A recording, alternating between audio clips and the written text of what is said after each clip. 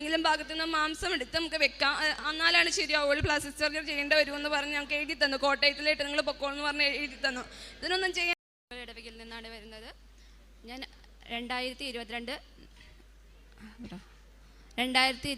November 7-ാം തീയതിയാണ് ഉടമ്പടി എടുക്കുന്നത്. ഞാൻ ഈ അൽത്താരയിൽ നിൽക്കുന്നത് എൻ്റെ അച്ഛന് കിട്ടിയ സൗഖ്യം പറയാനായിട്ടാണ്. കഴിഞ്ഞ വർഷം 2022 ഡിസംബറിൽ അച്ഛൻ്റെ കാലിൽ ചെറിയൊരു മുള്ളുണ്ട്. അതേ തുടർന്ന് കാലിൽ നന്നായിട്ട് വ്രണം വരികയും നല്ല സ്മെല്ല് ഉണ്ടാവുകയും അത് പഴുക്കുകയും ചെയ്തു. ഞങ്ങൾ അടുത്തുള്ളൊരു ഹോസ്പിറ്റലിലേക്ക് കൊണ്ടുപോയി. ഹോസ്പിറ്റലിൽ കൊണ്ടുപോയി ഡോക്ടർ കൺസൾട്ട് ചെയ്ത ഉടനെ പറഞ്ഞു, ഇവിടെ നമുക്കിത് ഒന്നും ചെയ്യാൻ പറ്റത്തില്ല, ഇത് കണ്ടിട്ട് തന്നെ നല്ല പഴുപ്പുള്ളിലേക്ക് കയറിയിട്ടുണ്ടെന്നാണ് പറഞ്ഞത്. കാരണം ഇത് ഹോസ്പിറ്റലിലേക്ക് ഞങ്ങൾ കൊണ്ടുപോയി. അച്ഛൻ അറിഞ്ഞത് തന്നെ ഒരാഴ്ച ശേഷമാണ് അറിഞ്ഞത്. അച്ഛനൊരു ഷുഗർ പേഷ്യൻ്റാണ്. ഒരു 15 വർഷമായിട്ട് ഷുഗറിന് മരുന്ന് കഴിച്ചുകൊണ്ടിരിക്കുന്ന വ്യക്തിയാണ്. അതുകൊണ്ട് പെട്ടെന്ന് കാലിൽ എന്തെങ്കിലും കൊണ്ടിട്ടുണ്ടെങ്കിൽ അവർക്ക് പെട്ടെന്ന് അറിയാൻ പറ്റത്തില്ല. ഒരാഴ്ച ശേഷമാണ് ഇത് അറിഞ്ഞത്. നേരെ ഞങ്ങൾ മെഡിക്കൽ കോളേജിലോട്ട് പോകും. അവിടെ ഡോക്ടർ നോക്കിക്കഴിഞ്ഞപ്പോൾ ഡോക്ടർ പറഞ്ഞത് നന്നായിട്ട് പഴുപ്പ് ഉള്ളിലേക്ക് കയറിയിട്ടുണ്ട്. നമുക്ക് ഉടനെ തന്നെ ഒരു കാലിൻ്റെ ഉപ്പൂറ്റിയിലാണ്, ഇടത്തെ കാലിൻ്റെ ഉപ്പൂറ്റിയിലാണ്. അത് ഉടനെ തന്നെ ചെറിയൊരു സർജറി നമുക്ക് ചെയ്യേണ്ടി വരും. നമുക്ക് നോക്കിയിട്ടാണ് എന്തെങ്കിലും പറയാൻ പറ്റുള്ളൂ. ഷുഗർ നല്ല ഹൈ ആയിരുന്നു, അതുകൊണ്ട് നമുക്ക് നോക്കിയിട്ടേ പറയാൻ പറ്റുള്ളൂ എന്ന് പറഞ്ഞു. എന്നിട്ട് ഡോക്ടർ പരിശോധിച്ച് കഴിഞ്ഞപ്പോൾ പറഞ്ഞു എത്രയും പെട്ടെന്ന് സർജറി വേണ്ടി വരുമെന്ന് പറഞ്ഞു. കാരണം പഴുപ്പ് ഉള്ളിലേക്ക് കയറിയിട്ടുണ്ട്. ഷുഗർ ഉള്ളതുകൊണ്ട് പഴുപ്പ് ഉള്ളിലോട്ട് കയറും വരെ കാലിൻ്റെ ഉപ്പൂറ്റിലുള്ള പഴുപ്പ് പെട്ടെന്ന് കാലിൻ്റെ മേളിലോട്ട് കയറി ശരീരത്തിലുള്ള എല്ലാ അവയവങ്ങളും ിലേട്ടും ബാധിക്കുമെന്ന് പറഞ്ഞു. പിന്നെ ആളെ കിട്ടില്ല എന്നാണ് ഡോക്ടർ പറഞ്ഞു. നമുക്കപ്പോൾ എത്രയും പെട്ടെന്ന് ഡോക്ടർ ഉറപ്പൊന്നും പറഞ്ഞിട്ടില്ല, നമുക്ക് സർജറി ചെയ്യാം, എന്നിട്ട് എന്താണെന്നുള്ളത് നമുക്ക് തീരുമാനിക്കാം, ഉറപ്പ് എനിക്ക് പറയാൻ പറ്റത്തില്ല എന്നാണ് ഡോക്ടർ പറഞ്ഞത്.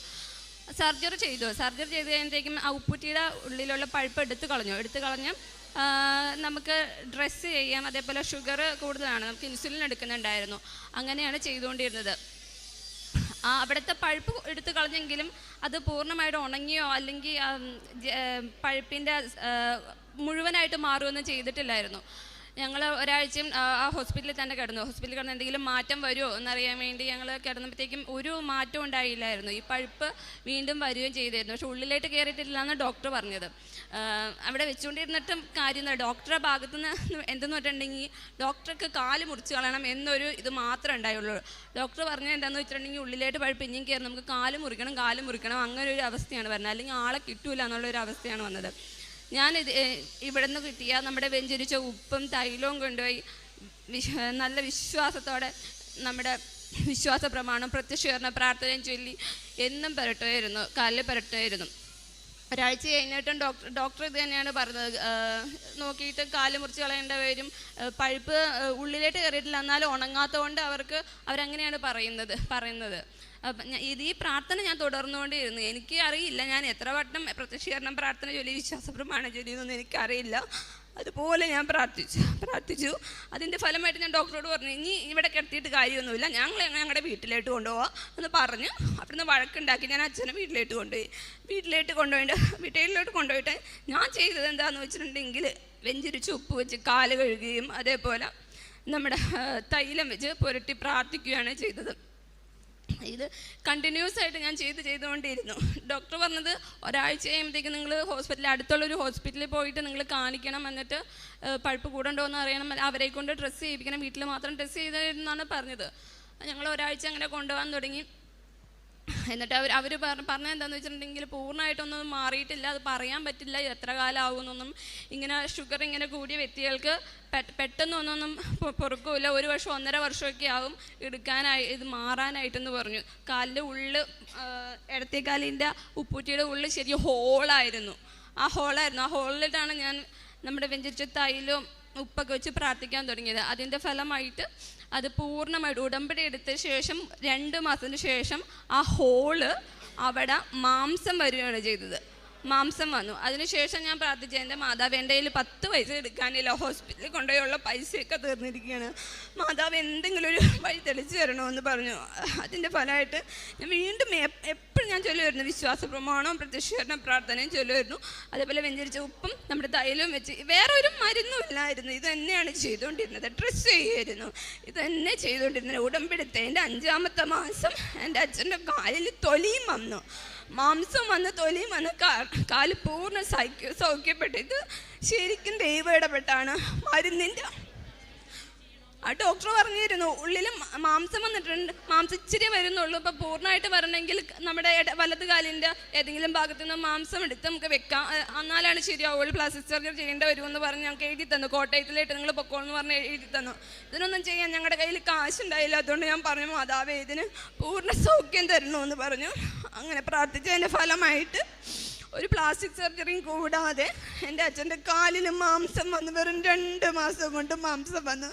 5 മാസം കൊണ്ട് കാലിൽ പൂർണ്ണമായിട്ട് തൊലി വന്നു. ഇത് പൂർണ്ണമായിട്ട് ഞാൻ വിശ്വസിക്കുന്നു പരിശുദ്ധ അമ്മ എനിക്ക് തന്ന എൻ്റെ അച്ഛന് നിന്ന് സൗഖ്യമാണെന്ന്. അച്ഛൻ മരിച്ചു പോകുമെന്നാണ് ഡോക്ടർ പറഞ്ഞെടുത്ത്. ഇന്ന് എൻ്റെ അച്ഛനെ ഈ മുമ്പിൽ കൊണ്ടുവരാൻ പറ്റിയിരുന്നു. എൻ്റെ മാതാവിനോട് എൻ്റെ ഈശോയോട് ഞാൻ 1000 നന്ദി പറയുന്നു. ഏശയ്യ 40-ാം അധ്യായം 30-31 തിരുവചനങ്ങൾ പറയുന്നു, യുവാക്കൾ പോലും തളരുകയും ക്ഷീണിക്കുകയും ചെയ്തേക്കാം, ചെറുപ്പക്കാർ ശക്തിയേറ്റു വീഴാം. എന്നാൽ കർത്താവിൽ ആശ്രയിക്കുന്നവർ കഴുകന്മാരെ പോലെ ചിറകടിച്ചുയരും. അവർ ഓടിയാലും തളരുകയില്ല, നടന്നാൽ ക്ഷീണിക്കുകയുമില്ല. 15 വർഷമായിട്ട് ഹൈ ഷുഗർ ഉള്ള ഒരു മകൻ, ആ മകൻ എങ്ങനെയാണ് ഒരു വലിയ വ്രണം കാലിൽ വന്ന് അത് പിന്നീട് പഴുപ്പായി ഒരു വലിയ ഹോളായി, അത് അവിടുന്ന് പഴുപ്പ് മാത്രമേ വരുന്നുള്ളൂ. ആദ്യമേ ഒന്ന് ഹോസ്പിറ്റലിൽ കൊണ്ടുപോയി അവരവിടെ കുറച്ചും അത് കട്ട് ചെയ്ത് കളഞ്ഞെങ്കിലും പഴുപ്പ് പൂർണ്ണമായി നിൽക്കുന്നില്ല. മെഡിസിൻ കൊണ്ടൊന്നും ഒരു ഫലവുമില്ല എന്ന് മനസ്സിലാക്കിക്കൊണ്ട് ഈ മകള് പിന്നീട് വീട്ടിൽ കൊണ്ടുവന്ന് 1.5 വർഷമെങ്കിലും എടുക്കും എന്ന് പറഞ്ഞ ആ മുറിവ് അന്ന് എങ്കിലും ഡോക്ടേഴ്സ് അതിനൊരു പൂർണ്ണമായിട്ടുള്ള ഒരു ക്യൂവർ എന്ന് പറഞ്ഞിരുന്നോ? ഇല്ല, പറഞ്ഞിരുന്നില്ല. അപ്പോൾ 1.5 വർഷം എങ്കിലും എന്ന് അവർ പറഞ്ഞെങ്കിലും അത് പൂർണ്ണമായി മാറുമെന്ന് അവരൊരിക്കലും സമ്മതിച്ചിട്ടില്ല. ആ ഒരു അവസ്ഥയിൽ എങ്ങനെയാണ് ഉടമ്പടി നേർച്ച വസ്തുക്കൾ, ഈ മകൾ പറഞ്ഞത് നാം കേട്ടതാണ്, ഉടമ്പടി നേർച്ച വസ്തുക്കൾ മാത്രം ഉപയോഗിച്ച് ആ ഹോൾ അടയുന്നു, അവിടെ മാംസം വരുന്നു, പിന്നീട് സ്കിൻ വരുന്നു, അങ്ങനെ പെർഫെക്റ്റ് ആയി ഇരിക്കുകയാണ് കാല്. പിന്നീട് താൻ ജോലി ചെയ്തുകൊണ്ടിരുന്ന തൻ്റെ പഴയ ജോലിയിലേക്ക് പോയി എന്നാണ് സിസ്റ്ററിനോട് പറഞ്ഞത്, അല്ലേ? അതെ അതെ.